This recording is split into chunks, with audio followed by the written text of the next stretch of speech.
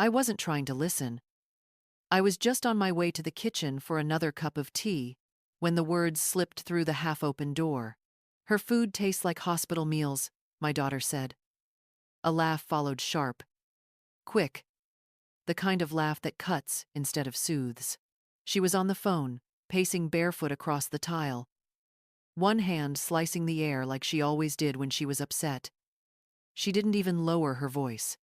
Before we continue with the rest of the story, please comment where you're listening to this from, and don't forget to like and subscribe to the channel. I froze mid-step. The chipped mug in my hand wobbled, and I steadied it with both palms as though I were carrying something fragile. In a way, I was. My dignity. My place in this house. My heart didn't race, it slowed. Heavy and deliberate, like it wanted to stop altogether. I backed away. Quiet. The soles of my slippers made no sound on the polished wood. I returned to the room they let me stay in, the one they called the guest room, though I had sold my own condo to help buy this house. I closed the door softly, not to hide, but to protect something that had just been peeled open too fast. The tea had gone cold. I set the mug on the dresser, next to the folded nightgowns, my vitamins lined up in a pill box, and a framed photo of my daughter at 7 missing her front teeth, grinning with paint still smudged on her cheek. She used to beg me to sing one more lullaby, to braid her hair before school, to let her stir the pancake batter until her small arms ached. Now, she thanks me for folding laundry as if I'm a polite neighbor, not her mother. She asks me to pick up the children as if I'm an extra pair of hands, not a person with a life of her own. I am 78 years old. 3 months ago, I slipped on the back steps and fractured my hip. 2 weeks later, she insisted, "You shouldn't be alone. Come stay with us just until things settle." I agreed, grateful in that raw, humbling way that comes when you realize you can't quite manage everything anymore. I thought it would be temporary. I thought gratitude could soften the edges of dependence. For more than 40 years, I worked as a nurse. I held newborns against their mother's skin, whispered comfort to patients as they took their last breath, managed crises in the midnight hours when no one else was awake. People trusted me with their lives.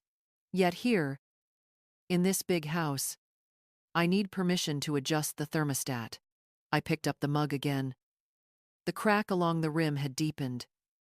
I ran my thumb over it, rough and stubborn. Another damaged thing, trying to remain useful.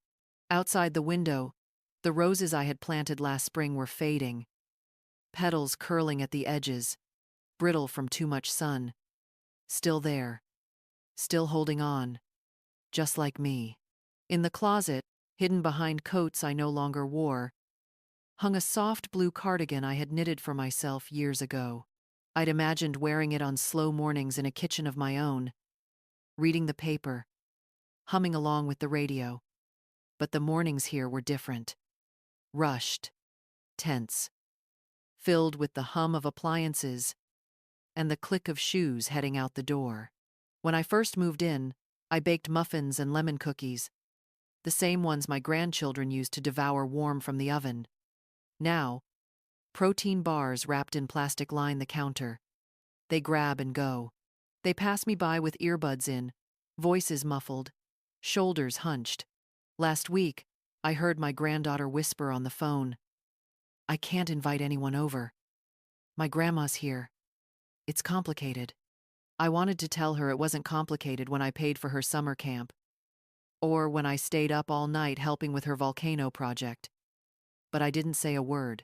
Children learn what they see, and what they see is their mother stepping around me as though I'm a piece of furniture that doesn't match the aesthetic. That night, my daughter lit a candle outside my door. "Clean linen," the label said. To me, it smelled like bleach and apology. "Just freshening up the hallway," she explained. "Don't take it personally." But I did. I started showering twice a day after that, scrubbing until my skin turned pink and raw, washing my nightgowns daily, hanging them to dry in the bathroom. I didn't want my presence to cling to their lives like an unwelcome odor. Lying awake in the narrow bed, listening to the faint hum of their conversations through the walls, I thought of the chipped mug, of the roses curling brown, of the cardigan waiting in the dark. Little reminders that I was still here, even if no one wanted to see me.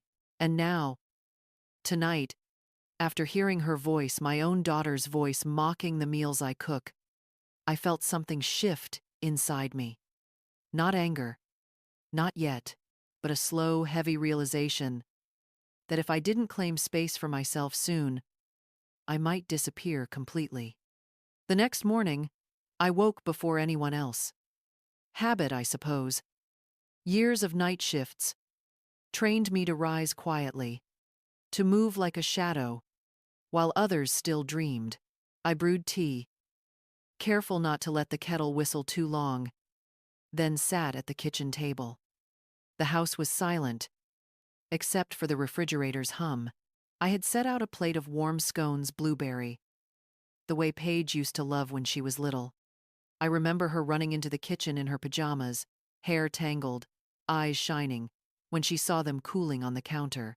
Back then, she would hug me around the waist before grabbing one, crumbs scattering as she ate with both hands. Now, she walked in holding her phone, scrolling with one hand, a sleek mug of coffee in the other. "Mom, you're up early," she said absently. Her eyes flicked over the scones and then back to the screen. "We're trying to cut carbs." I wrapped the scones in foil after she left and slid them into the freezer, next to last week's banana bread and a dozen meals I had prepared when they went to visit Mason's parents in Chicago. They hadn't told me until the night before. I watered the roses that morning, but even they seemed to droop under the weight of being overlooked. My grandson Tyler used to climb into my lap with a book, begging me to read just one more chapter. His small hand would pat my cheek as I switched voices for the characters. Now he mumbles, "Hey, Grandma," without lifting his eyes from his phone, headphones looped around his neck like armor. Zoe, 12, once begged me to braid her hair before school. She used to chatter about friends, about the story she was writing, about the dress she wanted to wear to the spring dance. Lately, she closes her door when I walk past, lowering her voice if I linger too long in the hallway. Last week, I heard her whisper to a friend, "I can't invite anyone over. My grandma's here. It's complicated." That word again, complicated. As if I were a math problem too messy to solve, a stain on the carpet that won't quite come out. It wasn't complicated when I paid for her camp last summer. It wasn't complicated when I stayed up all night helping her glue glitter onto a volcano for the science fair. But children learn what they see, and what they see is their mother stepping around me, moving my plants to the shed because they didn't fit the aesthetic, lighting candles outside my door to mask a smell I hadn't realized was mine. Those candles, white glass jars, minimalist labels, were meant to soothe, but to me they burned like little warnings. "Don't take it personally," Paige had said. I nodded, because nodding is easier. But in truth, I did take it personally. Every gesture said the same thing. You are too much, too heavy, too present. One afternoon, while Paige was at work and the children at school, Mason stood at the counter making coffee. The machine hissed and sputtered, filling the air with the rich smell of beans.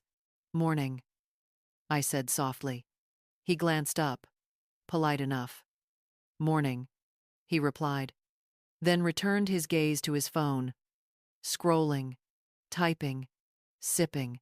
A text dinged, and he walked out, coffee in hand, conversation over. He isn't cruel, not intentionally, just absent. A man whose life is made of numbers and meetings, whose words skim across the surface of the dinner table but never quite land. He talks to Paige about investments, about restructuring, about promotions. I sit at the same table, invisible in plain sight. I tell myself they're busy. Parenting is hard. Marriage is hard. I remember the strain of balancing work and home, long before James's cancer hollowed him out and left me to raise Paige alone. But even excuses can't warm the coldness of a glance that doesn't linger, or the silence that grows heavier with each passing day. Sometimes, late at night, I hum old hymns under my breath. James used to say my voice was like warm honey, smooth and sweet. I believed him, because love makes you believe beautiful things. Now, I catch myself mid-note and stop, afraid even the sound of my humming takes up too much space. Yesterday they spoke about me at dinner. Not to me. About me. The neurologist said her recovery is plateauing. Paige told Mason. I was sitting right there. We should probably look into more regular care. I set my fork down. I'm sitting here, I said, my voice thinner than I wanted. Paige blinked, startled. Of course, Mom. We're just concerned. Mason nodded, eyes still on his plate. I can manage my own appointments, I insisted. Paige's response was quiet, almost dismissive. You forgot the last one. I had to reschedule. I hadn't forgotten. That day, Tyler had a half day from school, and no one told me until that morning. I chose to be there for him. Somehow, that choice became another tally mark in the column of my decline. Later that evening, I overheard Paige on the phone again. It's getting worse, she said. She lost her glasses 3 times last week. I even found them in the refrigerator. I wanted to explain. I'd put them there because my hands were full with Zoe's project supplies, glue and glitter everywhere. The fridge was the only clean surface. But explanations sound like excuses once people decide you're slipping. So I stayed silent. Listening to my own daughter describe me as though I were already fading away. It was past midnight when I couldn't sleep and wandered to the kitchen for tea. The house was dark, silent, except for the faint hum of the refrigerator. I thought I was alone, until I saw Tyler, bent over the counter, the fridge light casting his face in pale blue. He was making a sandwich, peanut butter spread in careful, even strokes. Hey, Grandma, he said, startled. Want one? I shook my head gently. Just tea, sweetheart. He nodded, focusing on the bread. For a moment, I thought the quiet would stay between us, safe and unbroken. But then he spoke again, voice low, hesitant. Mom's been weird lately, he muttered. All stressed about the house and stuff. I hesitated. Your mom just wants everything nice, I offered, though the words tasted hollow. He rolled his eyes, so much like Paige at his age that my heart clenched. Yeah, but... He stopped, shoulders slumping. Never mind. What is it, Tyler? I asked softly. He looked at me then. Really looked, his teenage face caught between boy and man. I heard her talking to Dad, he said quickly, like ripping off a bandage. About putting you in a home, like a care place. She said it'd be better for everyone. The kettle began to shriek, a thin, piercing sound that felt like it came from inside my chest. I turned it off with hands that no longer felt steady. I see, I said. Because what else could I say? Tyler's eyes flashed with anger, far too old for 15. I told her it was messed up. Your family. I reached for him, pulled him close despite the awkwardness of his long limbs. For a moment, he let me hold him, just like when he was small, and used to fall asleep against my shoulder. Then he pulled back, sandwich in hand, and disappeared upstairs. I didn't make the tea. I sat in the dark kitchen, hands trembling, listening to the silence. My own daughter, my Paige, was planning my future without me, as though I were a suitcase to be packed away. stored neatly out of sight. 2 weeks later was my 78th birthday. No one remembered until dessert. We were eating store-bought cheesecake. Not my favorite, when Paige gasped, "Oh my God, Mom, it's your birthday." I completely forgot. Mason blinked up from his phone, murmured, "Happy birthday, Loretta." Tyler mumbled something too. Only Zoe leapt from her chair, wrapping her thin arms around my neck. "I'm sorry, Grandma. I would have made you a card." I smiled, patted her hair. "It's all right, sweetheart. It's just a day."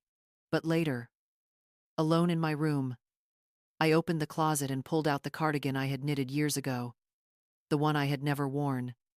I laid it across the bed, fingers tracing the stitches.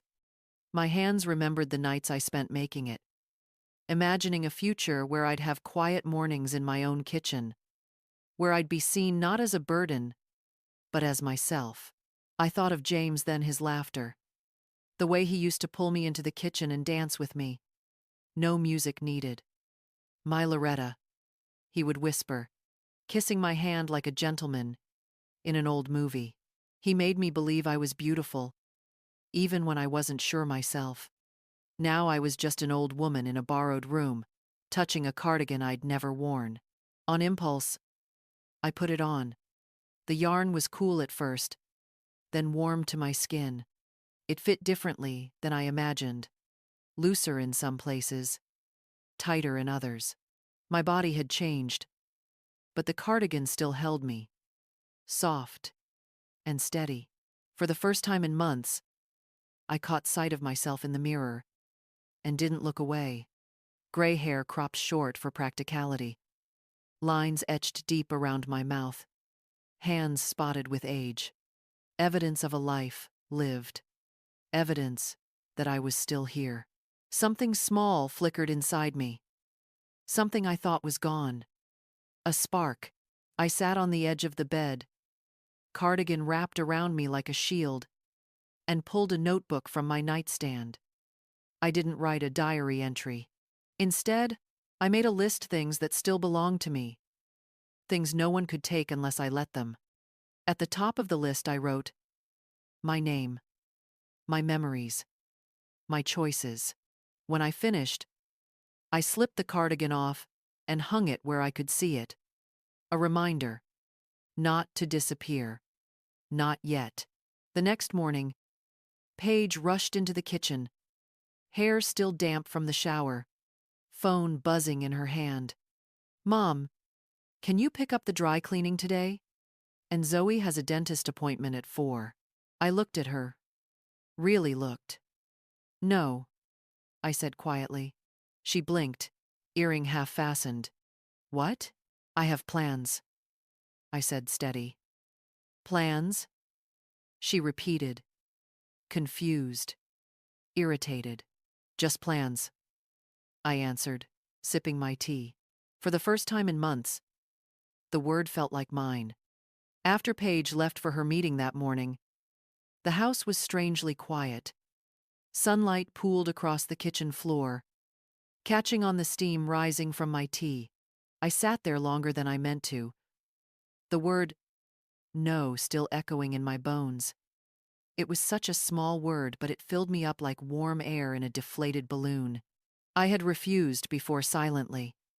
I'd declined in my head when she asked me to move plants, when Mason talked over me at dinner. But this time, I'd spoken, out loud, to her face. And the earth hadn't cracked open. The world kept turning. That afternoon, I opened my closet again.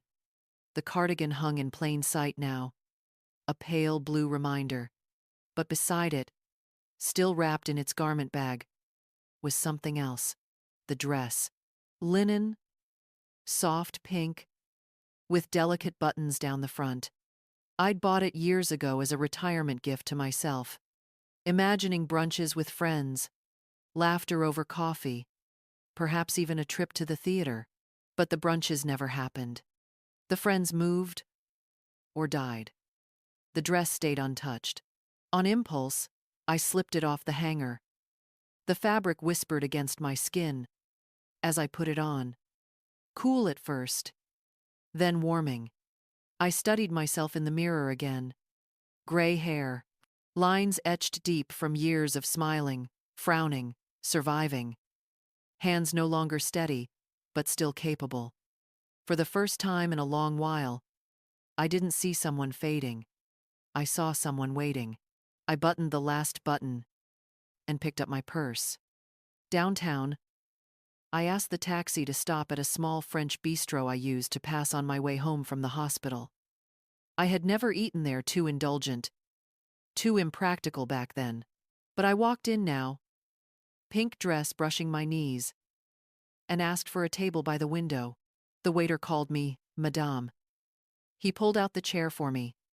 I ordered a croque monsieur and a glass of white wine, my hands only trembling a little as I unfolded the napkin onto my lap. Outside, the city bustled. Young people hurried with briefcases. Children tugged at their mothers' sleeves. Couples strolled hand in hand. And there I was, an old woman eating lunch alone, but not lonely, not invisible. When the food arrived, it smelled of butter and crisp bread, of something made with care. I took a bite, and the taste filled my mouth, rich and alive. A woman at the next table leaned over. "That dress is lovely," she said warmly. I smiled, the kind of smile that felt strange on my face after so many months of tight, polite nods. "Thank you," I replied.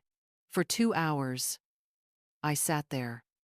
Not a guest, not an obligation, just a woman, enjoying her lunch.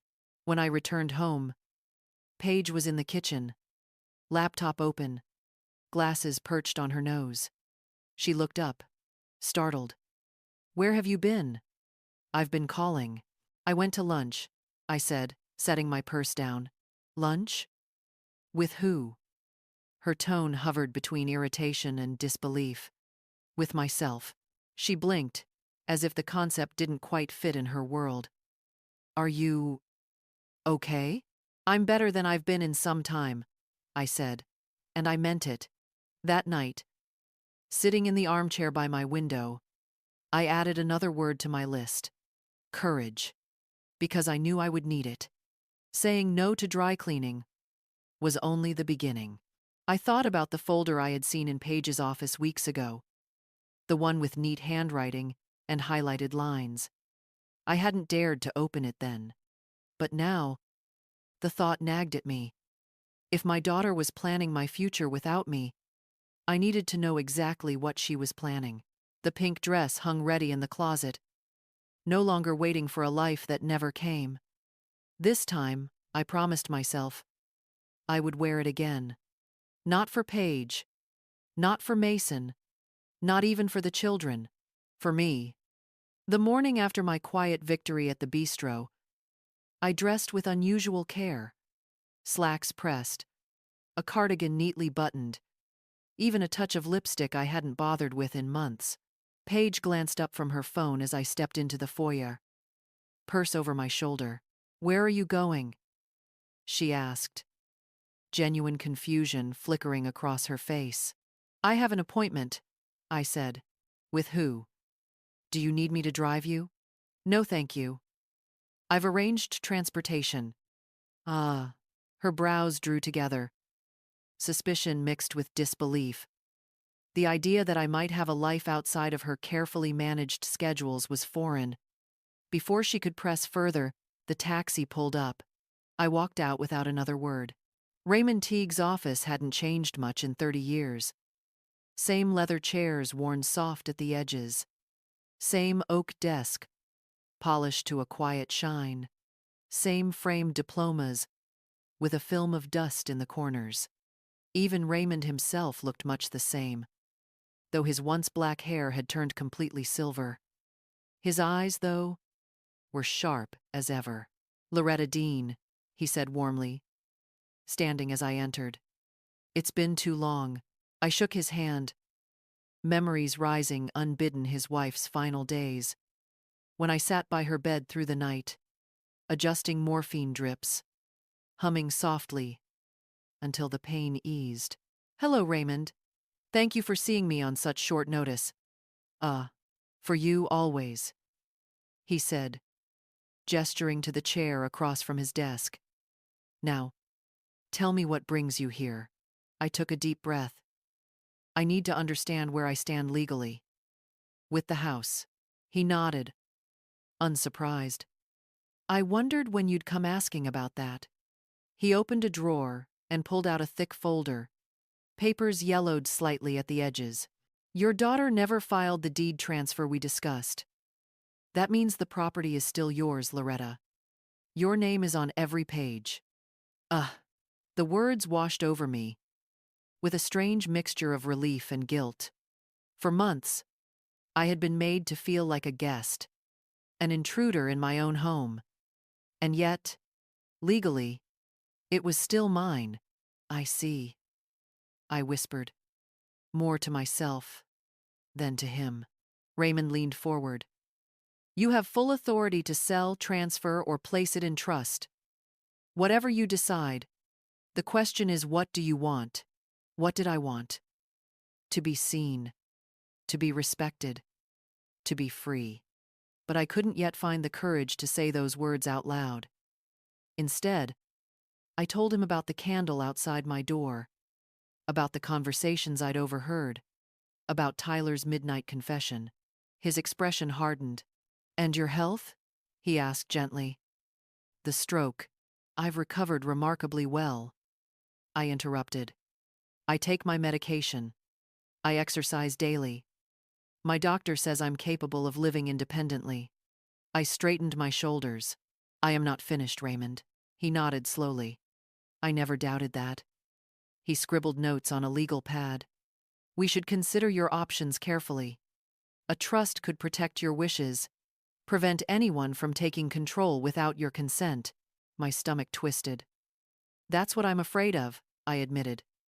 "That Paige has already begun planning my removal." Raymond removed his glasses, polishing them with a handkerchief.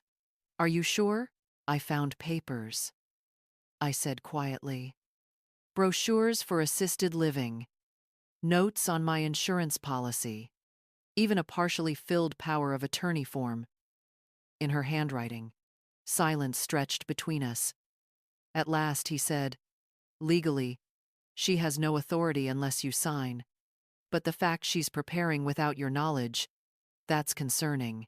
I nodded, fingers tightening on my purse strap. "I need to protect myself, Raymond. I can't let my own daughter decide. I'm finished before I am." For the next hour, he outlined possibilities. Sell the house. Transfer it into a trust with conditions I controlled. Revoke any previous powers of attorney. Name someone I truly trusted instead. When I left, my head swirled with both fear and clarity. I had more power than I realized. I had been living like a shadow in my own house, nodding, apologizing, shrinking.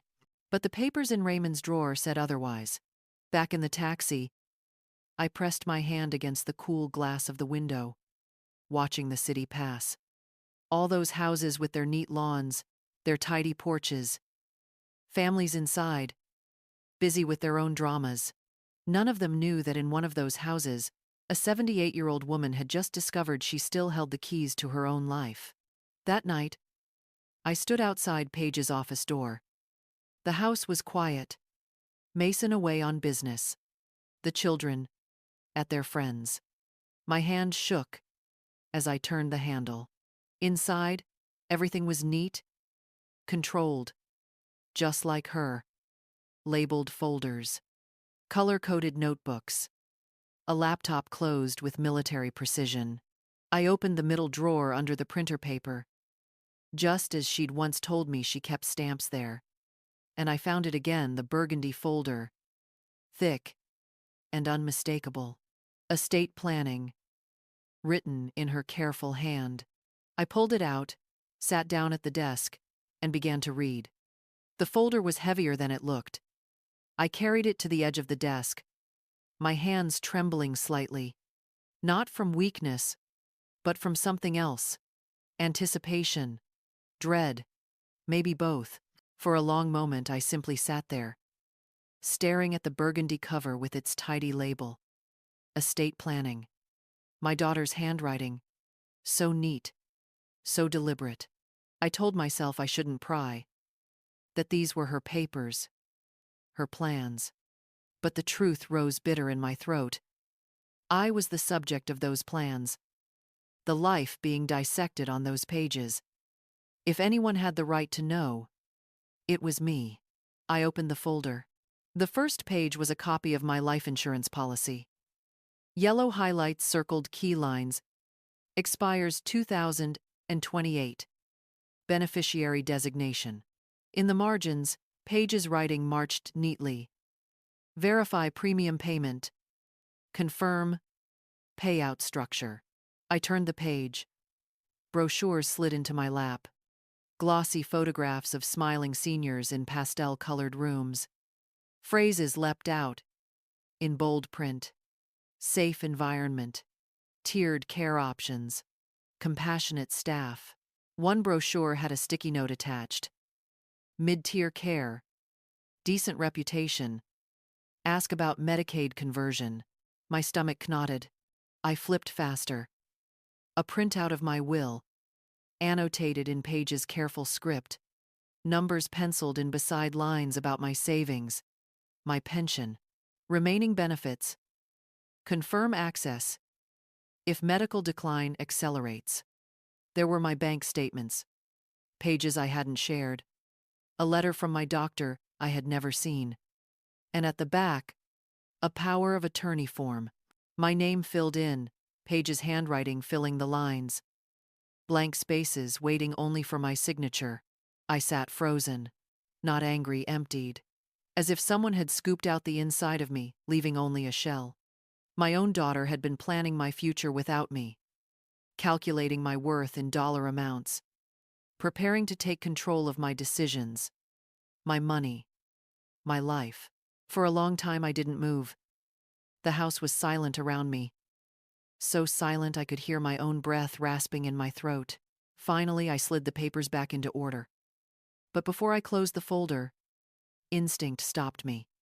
I pulled it all out again, page by page, and carried it to the printer. Slowly, methodically, I made copies. The whir of the machine seemed loud in the stillness, every sheet sliding out like evidence in a trial. When I was finished, I tucked the copies into a manila envelope I labeled with a thick black marker. When they forget, I'm still alive. I slid it beneath my bed later, between a box of scarves and a tin of birthday cards. A hidden record of the quiet betrayal I wasn't ready to confront yet. I placed the original folder back exactly where I found it. Stamps on top, drawer closed, desk neat as before. If Paige looked later, she would see nothing out of place. That evening, I made myself tea and sat by the window as the sun lowered behind the roofline. Steam rose from my cup, soft and ghost-like. I thought of the brochures, of the numbers scribbled in the margins, of my own name written in someone else's careful hand. 2 years I had lived in this house. 2 years of nodding and apologizing, of folding myself smaller and smaller to fit a space deliberately made too tight. And now I knew the truth. It wasn't just that they overlooked me. They were preparing to remove me entirely. I looked down at my mug. The same chipped one I'd held the day I overheard Paige say my food tasted like hospital meals. The crack along its rim had widened, but it still held liquid. I traced the rough edge with my thumb and whispered to myself, "So do I." That night, I didn't hum hymns or fold laundry or busy my hands with the endless small chores that had filled my days here.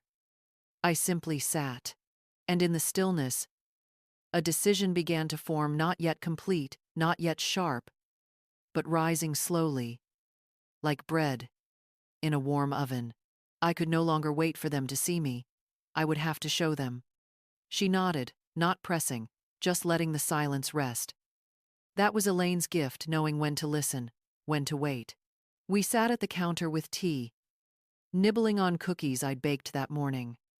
We spoke of old colleagues, of grandchildren, of safe topics that circled around the truth. But then she leaned forward, her gaze steady. Loretta, how are you really? The words cracked something open. I didn't cry, not the way people imagine.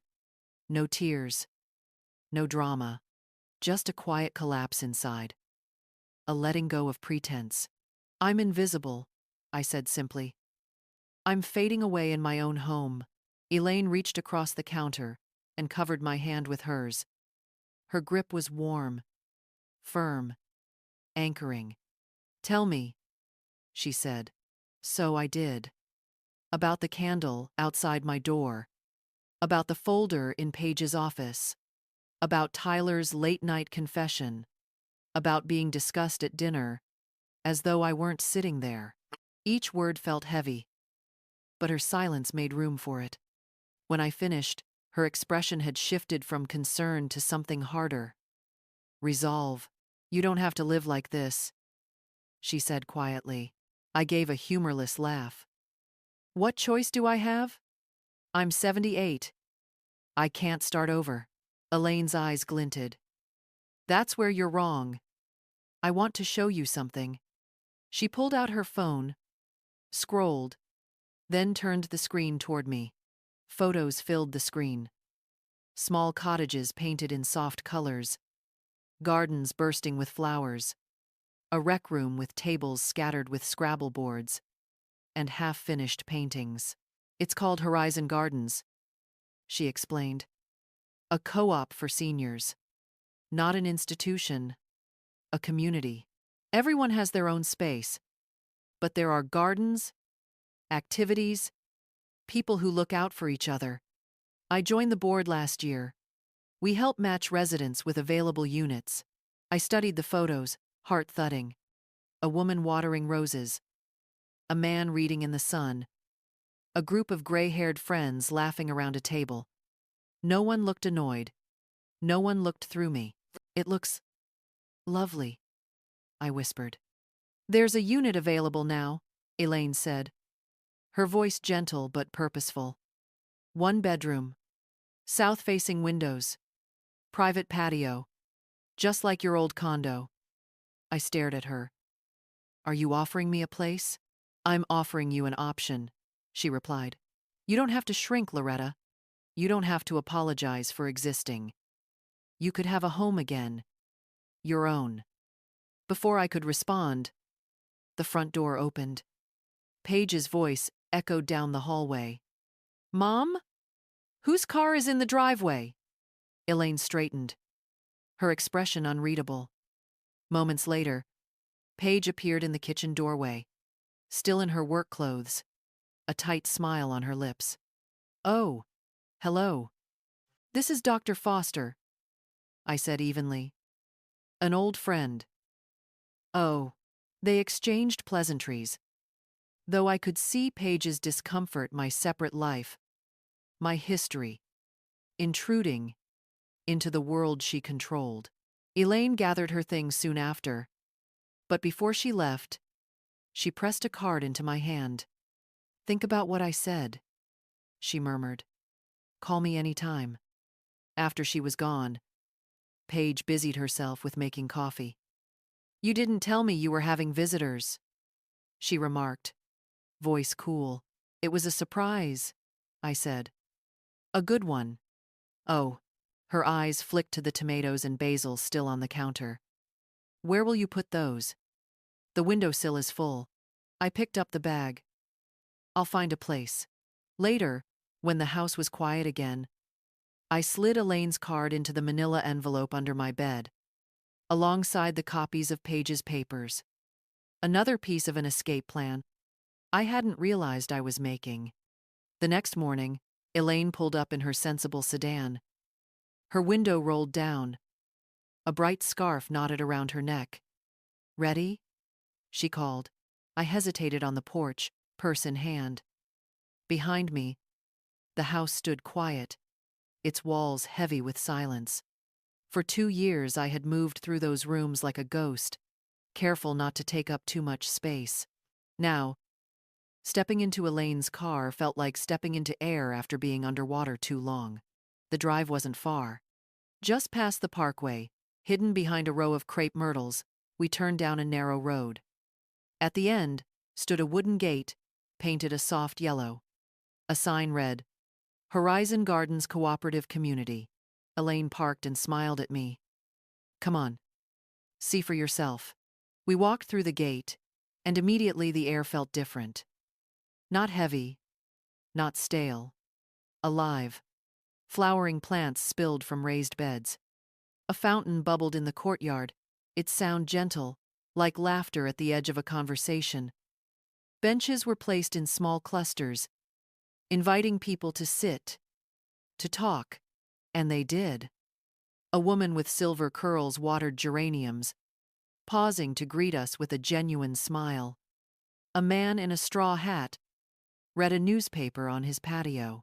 Two women leaned over a chessboard, their hands moving pieces slowly, deliberately, but their voices quick with teasing. They all looked up when we passed. Not through me. At me. And they nodded, as though I belonged.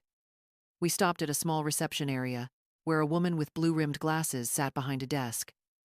She wore no makeup, her hair loose, her smile easy. You must be Loretta, she said, as if she had been expecting me.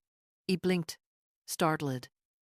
Yes, you're welcome to take your time, she said. Walk through the common room. There's no rush. Oh, the common room smelled faintly of lavender. Real lavender. Not the chemical sharpness of a candle meant to mask something. A group of women played Scrabble at a table by the window.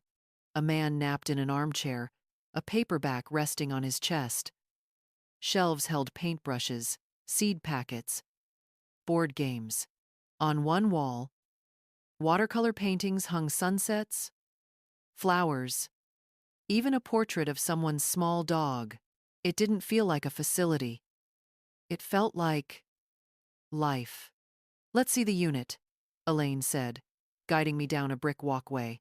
Unit 8 stood at the end. A small cottage with a porch just big enough for a chair and a table. She unlocked the door and stepped aside so I could enter first. The space was compact but thoughtful. A living area with wide south-facing windows. A kitchen with a breakfast bar. A bedroom just large enough for a dresser and a queen bed. The bathroom had grab bars installed, but discreetly practical without feeling clinical. It was empty, but as I stood there, I could already imagine where my reading chair would go. The photo of Paige as a child on the nightstand. The quilt my mother made spread across the bed. I could see myself waking to sunlight, stepping onto the patio, watering tomato plants strung with twine. I walked through each room slowly, touching the cool counters, the windowsills, the smooth wall where I might one day hang family photos. At the back door, I stepped out to a small private patio that opened into a shared garden space. Basil and mint scented the breeze. A bee hovered lazily over lavender blossoms. What do you think? Elaine asked softly. I swallowed. It feels like somewhere I could breathe. She nodded. The monthly fee covers all utilities, maintenance, and access to everything you've seen. There's a shuttle to the grocery store 3 times a week. A clinic on site twice a week. The hospital is only 10 minutes away. She handed me a sheet of figures. The numbers were lower than I expected, manageable. Even generous compared to the value of the house I still legally owned. I stared at the page, then at the sunlit room around me. For 2 years, I had been told in subtle, relentless ways that I was too much. Here, for the first time, I felt like I was just enough. Margot, the woman with the blue glasses, appeared at the door, holding a folder. We keep applications on hand, she said with a knowing smile. Just in case. I took it from her, the weight of possibility heavy in my hands. I think, I said slowly, I'd like to fill this out. Elaine squeezed my shoulder, her eyes shining. That night, back in the guest room I had been reduced to, I laid the folder on my dresser beside the cracked mug and the faded photo of Paige at 7. For once, the weight of paper did not feel like chains. It felt like wings. The ride home felt shorter, though my mind was racing the entire way. Elaine chatted about the roses she had planted that spring, about a book club she had joined at the co-op, but her words blurred into the hum of the car. I was still standing in that sunlit cottage, still smelling basil in the garden air, still hearing the gentle laughter of people who looked at me and actually saw me. When Elaine dropped me off, I thanked her, holding her hand a moment longer than necessary. "I don't know how to explain this," I whispered. "But you gave me something today. A glimpse of myself again." She smiled knowingly. "Hold on to it. And call me when you're ready." The house looked the same as I stepped inside, but it felt different now, closer, darker, like the walls had leaned inward in my absence. Paige was in the kitchen, unloading grocery bags. The smell of citrus and detergent filled the air. "You're back," she said, her voice clipped. "Where'd you go?" He hesitated. For 2 years I had offered explanations, justifications, apologies. This time, I only said, "I had a visit with an old friend." She looked at me, waiting for more. When none came, her brows drew together. "You should tell me these things. What if something happened to you?" I smiled faintly. Something did happen. I remembered I'm still here. Her frown deepened, but she turned away, busying herself with putting oranges in the bowl. I carried the Horizon Gardens folder upstairs and tucked it beneath the quilt on my bed. My hands trembled, but not with fear, with anticipation. That night, at dinner, Paige scrolled through her phone while Tyler recounted a story about a friend at work. I listened, but I no longer felt erased. Instead, I was observing from a distance, as though already halfway gone. The candle burned on the table as always, its scent thick and suffocating. But this time, I imagined replacing it with fresh basil, with lavender, from a garden I might tend myself. "Mom," Paige said suddenly without looking up, "we'll need your signature on some papers tomorrow. Just routine. Don't worry." For once I didn't nod. I didn't even ask. I simply said, "I'll look them over carefully." Her head snapped up. Surprise flickered across her face, quickly masked. "Of course," she said tightly. "If you'd like." Ha! I caught Tyler watching me. Curious, maybe even impressed. I held his gaze a beat longer than usual, until he looked away. Later, in my room, I pulled out Elaine's card and traced the embossed numbers with my finger. I wasn't ready to call yet, but I knew I would. Soon. For the first time in years, I lay down, not with dread of tomorrow, but with a plan quietly forming in the corners of my mind. I wasn't fading. Not anymore. The next morning, I came down to the kitchen earlier than usual. Sunlight was just starting to pour through the blinds, turning the countertop gold. Paige was already there, her laptop open, a neat stack of papers beside her. She looked up, startled, as if she hadn't expected me to appear before she was ready. "Morning, Mom," she said, her tone a little too bright. "I was just organizing some paperwork for you. It'll make things easier down the road." I poured myself coffee. Slowly, deliberately. The smell of roasted beans filled the air, my small rebellion against her preferred herbal teas. "I'll read them when I have time," I said, keeping my voice even. She blinked. For a second, I saw confusion flash across her face. Usually, I would have apologized, hurried over, asked what she needed. Instead, I sipped my coffee and sat down at the far end of the table, the steam curling around my face like a shield. "Of course," she said finally, her fingers tightening on the papers. No rush, but it's important we stay on top of things. I nodded once, then let the silence stretch. Tyler shuffled in a few minutes later, still in his slippers. "Morning," he mumbled, reaching for toast. He glanced at me, then at Paige, sensing something he couldn't name. Breakfast was quiet. Not the usual silence of habit, but a new silence, dense, humming, full of words, unsaid.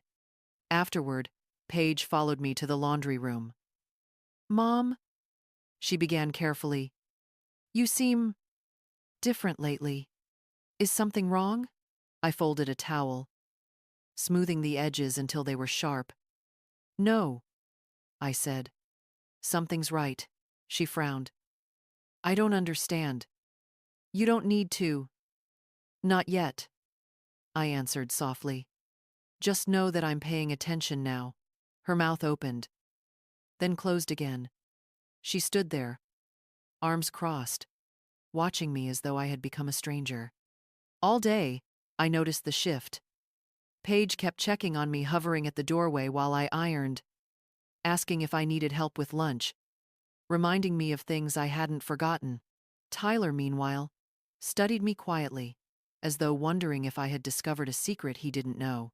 That evening, while they watched television in the living room, I excused myself early. In my room, I opened the Horizon Gardens folder and traced the outline of the little cottage in my mind. Light-filled, quiet, my own. The thought steadied me. From downstairs, I heard Paige's voice, low but tense. "She's different. Did you notice?"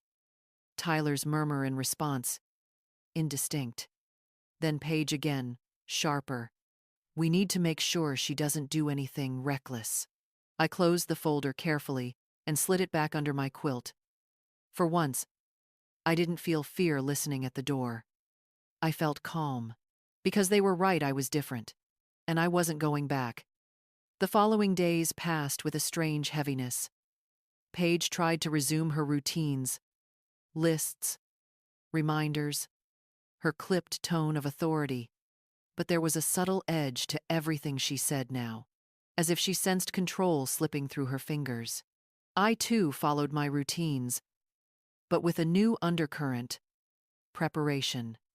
Each gesture was measured, deliberate, part of a quiet plan forming beneath the surface. On Tuesday morning, I opened my dresser drawers and began sorting. Not loudly, not hastily. Just folding, choosing. The quilt, from my mother. A framed photo of Paige, at age 7. My small Bible, with notes scribbled in the margins. I placed them carefully into a canvas tote bag, tucking it beneath the bed afterward. If anyone glanced in, it would look like nothing at all. Later, I walked to the mailbox, clutching an envelope addressed to Horizon Gardens. My application. My hand shook as I slid it into the slot, not from doubt, but from the weight of finality. The metallic clang of the lid shutting felt like a bell tolling in a church, solemn, irreversible. Back inside, Paige asked where I'd been. I smiled and said, "Just out for some air." That evening, as they watched a crime drama on television, I excused myself early again. Upstairs, I sat at the small desk in my room and made a list: things to take, numbers to call, steps to follow. Each word steadied me. I wasn't rushing into chaos. I was building a bridge. Wednesday, I tried something I hadn't done in years. I baked. A simple lemon loaf, the kind I used to make when Paige was a teenager, and her laughter filled this house. The smell drifted through the kitchen, warm and familiar. Tyler wandered in. Surprised. "You're in a good mood," he remarked. I smiled faintly. "Maybe I am." Paige joined him, eyes narrowing, as if the sight of me whisking batter unsettled her. "You didn't need to do that," she said. "No," I agreed, sliding the pan into the oven. But I wanted to. Her lips tightened, but she said nothing. On Thursday, Elaine called. I stepped outside onto the porch to answer, keeping my voice low. "We received your application," she said. "Everything looks fine. There's a unit open next month. If you'd like, we can move quickly." My breath caught. Next month. So soon. "Yes," I whispered. "Please. I'd like that." She paused. "It's a big step, Loretta, but I think you're ready." Henda. When I hung up, the evening air felt sharp, alive against my skin. That night, as I folded laundry, Paige appeared in the doorway. "Mom," she said slowly, "have you been making plans?"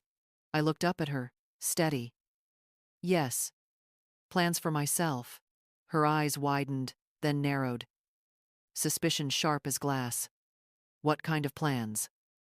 I only smiled. "You'll see." She lingered a moment longer, as though waiting for me to falter. But I didn't. When she finally left, I slipped the folded laundry into drawers, my hands calm, steady. The fear that had once gripped me was gone. In its place was resolve. The house, with its suffocating air and carefully measured routines, was no longer the cage it once seemed. It was simply a waiting room. And soon, I would walk out the door for good. It happened on a Saturday morning. The kind that should have been ordinary. The kind where sunlight spills lazily across the curtains, where the house smells faintly of coffee and toast. But ordinary had long since slipped from our grasp. I was upstairs, checking the tote bag beneath my bed, making sure everything was still in order. I had added a few more things: a wool sweater, a pair of sturdy shoes, the photograph of Charles and me at the lake the summer before he passed. I tucked it carefully at the bottom, safe. The door creaked open. I turned, startled, to see Paige standing there. Her arms were crossed, her jaw set. She didn't knock. She didn't ask. Her eyes darted to the bag. "What's that?" she demanded. My heart gave a single hard thud, then steadied. "A few things of mine," I said calmly. "For what?" Her voice sharpened. "You've been hiding something. I can feel it." I straightened, meeting her gaze. For once, I didn't shrink back. "I've been making plans. For myself." Her face flushed with color. "Plans? What kind of plans could you possibly need that don't involve us?" The question hung in the air like a blade. I took a slow breath. "I've applied to Horizon Gardens. They have a place for me next month." The silence that followed was thick, pulsing. Tyler, hearing the raised voices, appeared in the doorway, confusion etched on his face. "Horizon Gardens?" Paige's tone cracked. Equal parts disbelief and fury. "You mean a retirement home? You can't be serious. You can't afford—" "I can," I interrupted, more firmly than I thought possible. "And even if I couldn't, I would find a way. Because this isn't about money. It's about dignity, about living as myself again." Paige's eyes glistened, though with anger or grief, I couldn't tell. "After everything we've done for you, after we opened our home," I cut her off with a raised hand. "Your home has never felt like mine. You wanted a dependent, not a mother. You wanted control, not companionship. And I let it happen. That's on me. But no more." Tyler shifted uncomfortably, torn between us. His voice was hesitant. "Maybe she just wants some independence." Paige whirled on him. "Don't you dare take her side. You don't understand what this will do to us. To our image. To—" She stopped herself, but the words had already spilled into the air, raw and revealing. I felt something settle inside me, heavy and unshakable. "Do you hear yourself?" I asked quietly. This isn't about love. It's about appearances, about control, and I won't be caged by that anymore. She stared at me, trembling, lips parted as though to argue. But no words came. I bent down, zipped the tote bag, and slid it fully into the open. No more hiding. Next month, I'm leaving. You can fight it, but you can't stop it. The room vibrated with the weight of what had been spoken. Tyler looked away first, his shoulders sagging. Paige, rigid and pale, turned and stormed out, her footsteps sharp against the stairs. I sat on the edge of the bed, the tote bag at my feet. My pulse was steady, my breathing calm. For years, fear had been my constant companion. But now, it was gone. In its place was clarity. For the first time in decades, I had said the truth out loud. And no matter what storm came next, there was no turning back. The days that followed were heavy with silence. Not the ordinary kind, but a silence thick with tension. Each footstep echoing louder than it should. Each meal punctuated by unspoken words. Paige barely looked at me. When she did, her gaze was sharp, almost cutting, as if she were trying to pierce through my resolve. Tyler tried to play the peacemaker, asking if anyone wanted more tea, turning up the television volume, but even his nervous chatter couldn't mask the fracture that had formed. For me, though, the silence felt different. It wasn't suffocating anymore. It was space room to breathe, to gather myself, to prepare. I spent those days writing small notes to myself, a reminder of the address, a checklist of items to pack, a budget scrawled neatly on yellow paper. Each word, each number, was a brick in the foundation of the life I was building. At night, when the house was still, I would sit by my window and imagine it. The little cottage at Horizon Gardens, sunlight streaming through lace curtains, neighbors passing by with gentle greetings, the smell of fresh flowers instead of disinfectant. It wasn't grandeur I dreamed of. It was simplicity, dignity, freedom. One evening, I caught Paige watching me from the hallway as I folded my papers. Her face was unreadable. I met her eyes, steady. For once, she looked away first. Sunday morning, I woke early and dressed in my best cardigan, the pale blue one Charles always liked. I went downstairs, brewed coffee, and set 3 cups on the table. When Paige and Tyler entered, surprised to see me already waiting, I gestured for them to sit. I want to say this once, I began. My voice trembled only slightly. I love you both. But love doesn't mean surrendering myself. It doesn't mean giving up the right to decide how I live. I've made my choice. And next month, I'm moving into Horizon Gardens. Paige's lips parted, ready to protest. But I raised a hand gently. No arguments. No debates. I'm not asking for permission. I'm telling you, because I want honesty between us. Even now. For a long moment, neither spoke. Tyler looked at his hands, troubled. Paige's eyes shone with something between fury and grief, but she said nothing. I continued softly. You may see this as abandonment, but it's not. It's survival. It's reclaiming myself after too many years of being diminished. And maybe, someday, you'll understand. The silence that followed was raw, but I felt lighter.